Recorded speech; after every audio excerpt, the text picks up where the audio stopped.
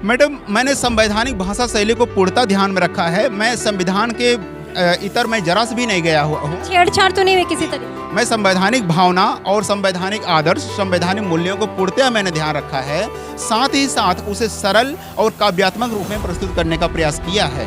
और मैं संवैधानिक भावनाओं के साथ साथ एक काव्यात्मक भाव को मैंने जो है जनता के सामने मैं रखा हुआ हूँ।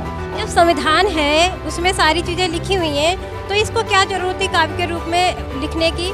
कि क्या सोचा आपने कि हमें काव्य के रूप में भी लिखना चाहिए? जी, जनता जो है, अभी मैं इसके पहले ही बयां किया हूँ कि संविधान को सामान्यतः लॉमैन ही समझ रहा है, लॉमैन। और मैं चाहता हूँ लॉमैन के साथ साथ इसे लेमैन भी समझे।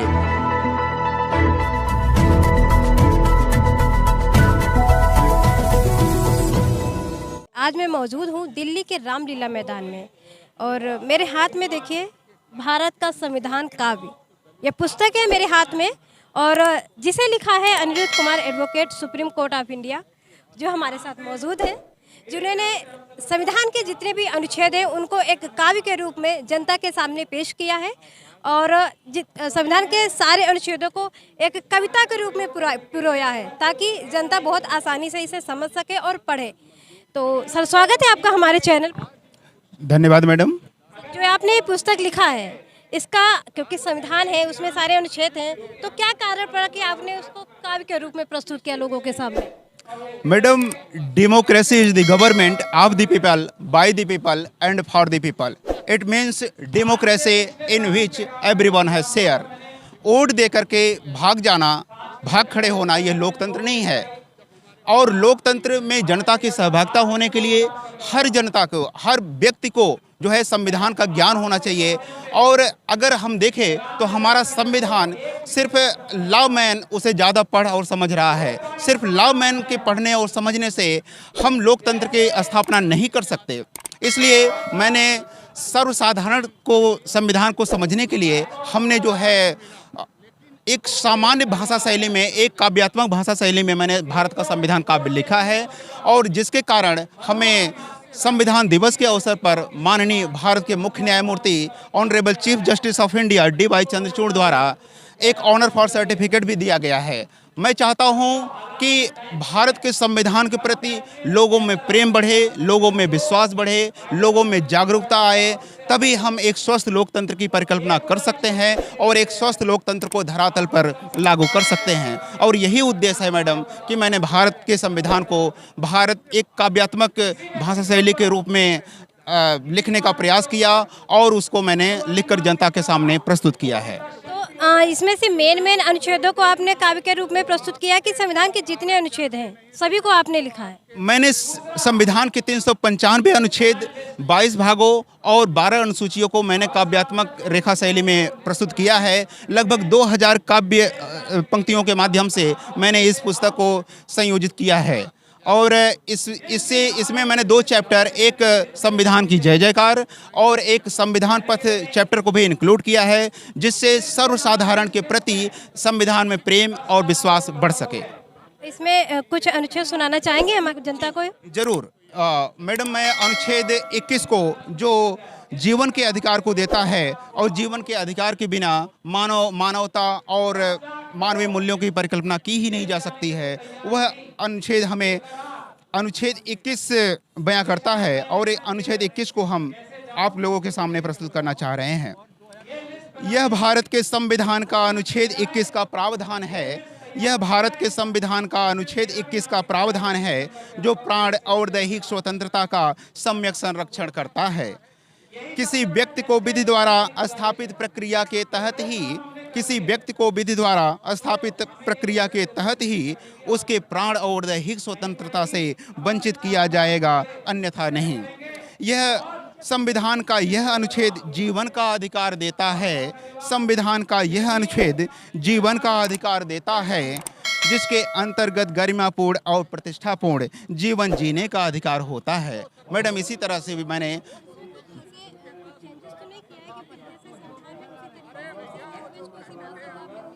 कुछ चेंज भी किया है? जी, मैंने संवैधानिक भाषा शैली को मैंने पूर्णतः जो है ध्यान रखा है। मैंने संवैधानिक भाषा शैली को भी इसमें पिरोया हुआ है। साथ में जो है उसे सरल करने का जितना प्रयास हो सकता था मैंने किया है। क्योंकि लोगों में क्या होता है कि संविधान में कुछ और है, वो अपनी उसकी पूरी भाषा शैली को चेंज करने की कोशिश करते हैं। लोगों के दिमाग में एक जाता है कि पता नहीं संविधान की जो लैंग्वेज है वो अलग है, इसमें है, तो एक भ्रमित होने के लोग भ्रमित भी हो जाते हैं। तो जनता को एक समझाने के लिए आप क्या कहेंगे कि किस तरह से उसको ये पढ़ें?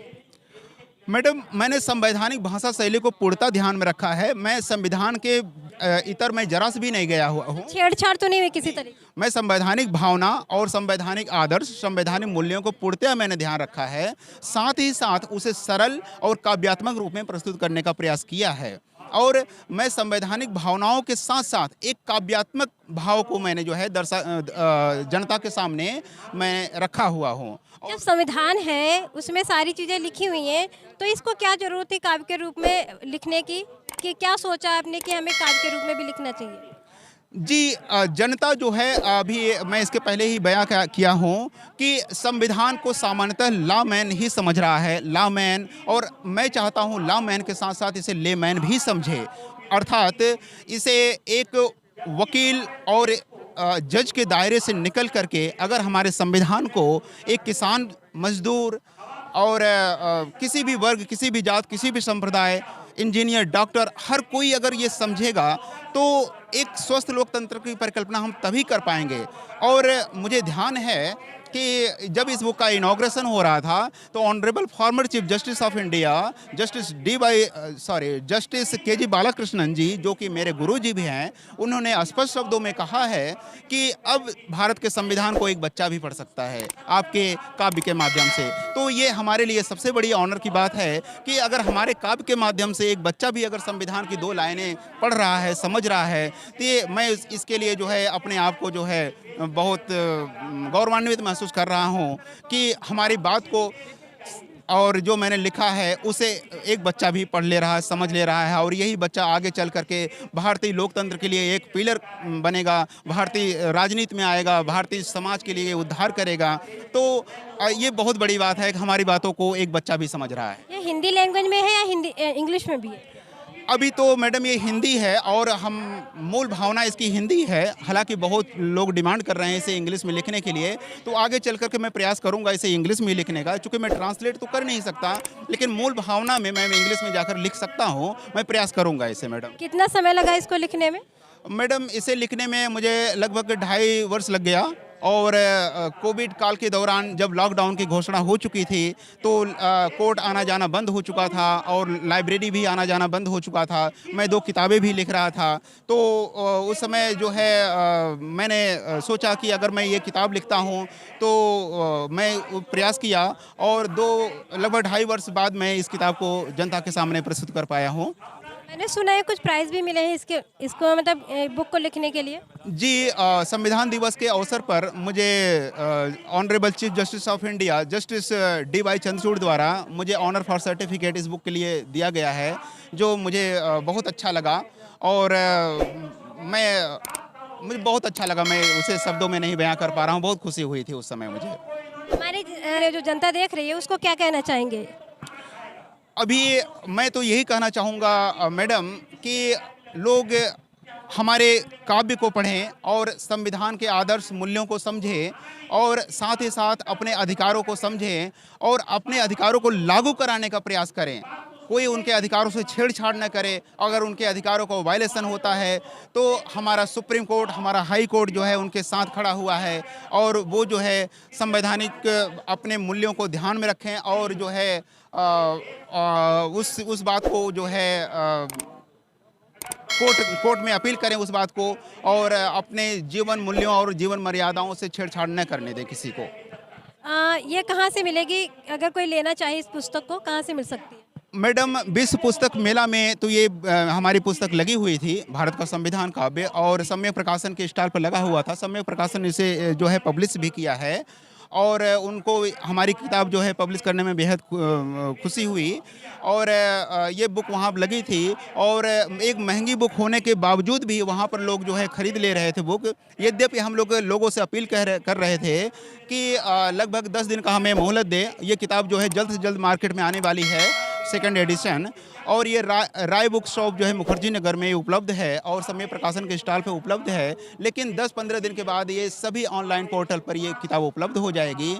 और लोग जिस तरह जनता की डिमांड चारों तरफ से आ रही है, लगभग 100 से ज़्यादा कॉल हमारे पास और हमारे टीम के पास आ चुका है, तो हम जल्द से जल्द जो है उनको ये अपनी किताब प्रोवाइड कराने का प्रयास करेंगे। मैडम बहुत बहुत धन्यवाद हमसे बात करने के लिए। ये हमारे साथ सर अनिरुद्ध जी थे, जिन्होंने इस काव्य को, संविधान काव्य को खुद लिखा है इन्होंने, और इन्होंने पूरी बात भी बताई।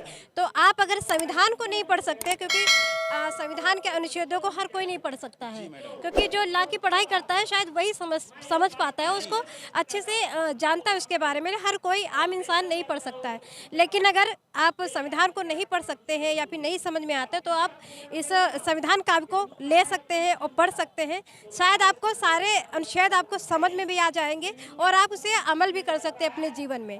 तो बने रहिए हमारे से, देखते रहिए सम्यक इंडिया टीवी। शालिनी को दीजिए इजाज़त। जय भीम। बहुत बहुत धन्यवाद मैडम। सम्यक टीवी 24 को लाइक, शेयर, सब्सक्राइब